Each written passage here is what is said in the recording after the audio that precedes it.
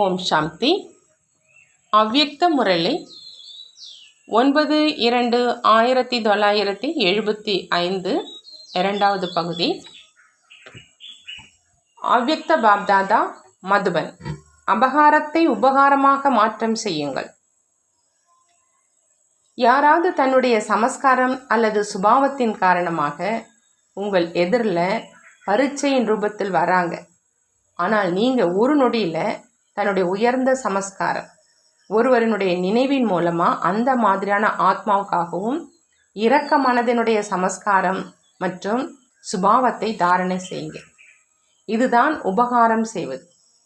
யாருக்கு உணர்வு உங்கள் மேல் நல்வுணர்வு இருக்குதோ அவங்களுக்காக நீங்களும் நல்லுணர்வு வைக்கிறீங்க.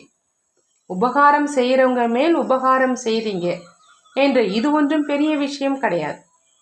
ஆனால் யாராவது உங்களை அடிக்கடி விழ செய்வதற்கு முயற்சி செய்கிறாங்க, உங்களுடைய மனநிலையை மேலே கீழே போக செய்கிறாங்க அப்படின்னா நீங்கள் ஒரு வினாடியில் அபகாரத்தை உபகாரத்தில் பரிவர்த்தனை செஞ்சிடுங்க. அப்போது அது அதிசயம் அப்படின்னு சொல்லுவோம். யாராவது தேக உணர்வினுடைய பார்வையோடு உங்கள் எதிரில் வர்றாங்க அப்படின்னா நீங்கள் ஒரு நொடியில் அவங்களுடைய பார்வையை ஆத்மீக பார்வையில் பரிவர்த்தனை செஞ்சிடுங்க. சிலர் கீழே தள்ளிவிடும் உணர்வோடு மற்றும் தன்னுடைய தீய சேர்க்கையில் கொண்டு வருவதற்கான பார்வையோடு எதிரில் வராங்க அப்படின்னா நீங்கள் அவங்கள எப்பொழுதும் உயர்ந்த சேர்க்கையின் ஆதாரத்தினால தீய சேர்க்கையிலிருந்து விடுவித்து உயர்ந்த சேர்க்கையில் இருப்போராக ஆக்கிடுங்க. இந்த மாதிரி பரிவர்த்தனை செய்வதற்கான வழி தெரியறதுனால ஒரு பொழுதும் தடையினால் தோல்வி அடைய மாட்டீங்க. நெருக்கத்தில் வர்றவங்க உங்களுடைய இந்த சூட்சும உயர்ந்த சேவையின் மேல் பலியாகிடுவாங்க. யாராவது தினசரி உங்களை நிந்தனை செய்கிறாங்க, அவங்க எப்பொழுதும் தீமை செஞ்சிட்ருக்கிறாங்க, நீங்கள் அவங்ககிட்ட இருந்து விலகி செல்வதற்கு பதிலாக அவங்களுக்கும் நன்மை செஞ்சுக்கிட்டே இருங்க. இதுதான் ஞானம் நிறைந்த ஆத்மா ஆகிய உங்களுடைய கடமையாகும். எப்படி தந்தையினுடைய மகிமையில் விசேஷமாக இரக்க மனமுடையவர் அப்படிங்கிற மகிமை செய்யப்பட்டிருக்குது இல்லையா? பாரதத்திலும் வெளிநாட்டிலும் தந்தையினுடைய எதிரில் போனால் இரக்கம் நிறைந்தவர், கருணை நிறைந்தவர் அப்படின்னு சொல்லுவாங்க. அப்படி நீங்கள் அனைவருமே மாஸ்டர் இரக்க மனமுடையவங்க.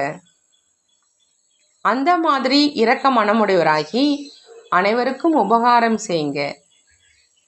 சங்கடனில் அதாவது குழுவில் மற்றவர்களுடைய தவறை தன்னுடைய தவறு அப்படின்னு புரிந்து கொள்வது, இதுதான் ஒற்றுமையை உறுதியாக்குவது. ஒற்றுமையை உறுதியாக்குவது அப்படின்னா குழுவில் மற்றவர்களுடைய தவறை தன்னுடைய தவறுன்னு புரிஞ்சுக்கிறது. எப்போ ஒருவர் இன்னொருவர் மேல் நம்பிக்கை இருக்குதோ அப்போ இது நடக்கும். இதில் உள்ளடக்கும் சக்தியும் அவசியம் தேவையாக இருக்குது. பார்த்தீங்க மற்றும் கேட்டீங்க, அதை முற்றிலும் உள்ளடக்கி அதே ஆத்மீக பார்வை மற்றும் நன்மை நிறைந்த மற்றும் ஒவ்வொருவருக்காகவும் இரக்க பாவனை இருக்கட்டும். அப்போதான் சக்திசாலியான ஒற்றுமையான குழு தயாராகும். அந்த மாதிரியான ஒற்றுமையில் வெற்றி ஏற்படும்.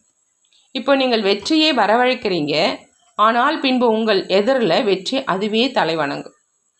மிக பாவாத்மா, மிகவும் அபகாரி ஆத்மா, கொக்கு போன்றவர் மீதும் கூட வெறுப்பு இருக்க வேண்டாம். மரியாதை அளிக்காதவராக ஆக வேண்டாம்.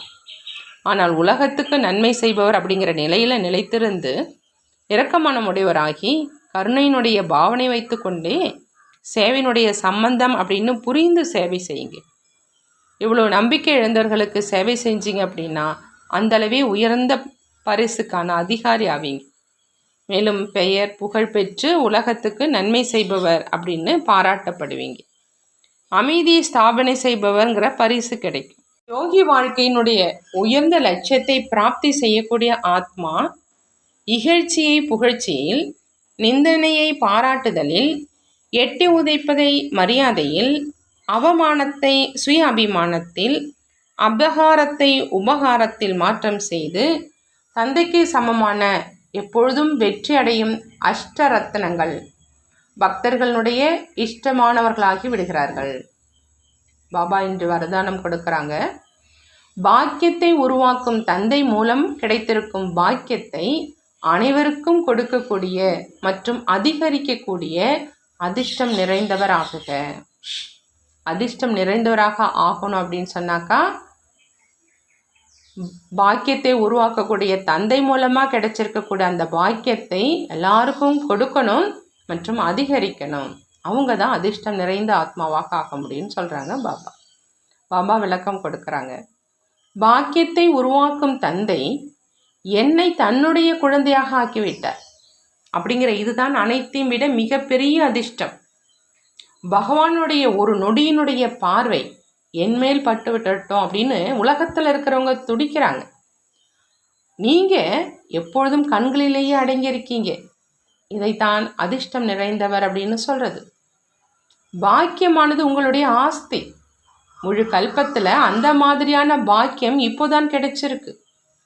ஆகையினால பாக்கியத்தை அதிகரித்து கொண்டே போங்க. அதிகரிப்பதற்கான சாதனம் அனைவருக்கும் கொடுப்பது. பாக்கியத்தை அதிகரிப்பதற்கான சாதனம் அனைவருக்கும் கொடுப்பது. எவ்வளவு மற்றவங்களுக்கு நீங்கள் கொடுப்பீங்களோ, அதாவது பாக்கியவனாக ஆக்குறீங்களோ, அந்த அளவு பாக்கியம் அதிகரிச்சிட்டே இருக்கும். ஸ்லோகன்: தடையற்ற மேலும் ஒரே சீரான ரசனையினுடைய அனுபவம் செய்யணும் அப்படின்னா ஒருமுகப்படுத்தும் பயிற்சியை அதிகரிங்க. ஒருமுகப்படுத்தக்கூடிய அந்த பயிற்சியை அதிகரித்தா ஒரே சீரான ரசனையை அனுபவம் செய்யலாம். நல்லது. ஓம் சாந்தி. நன்றி பாபா. நன்றி.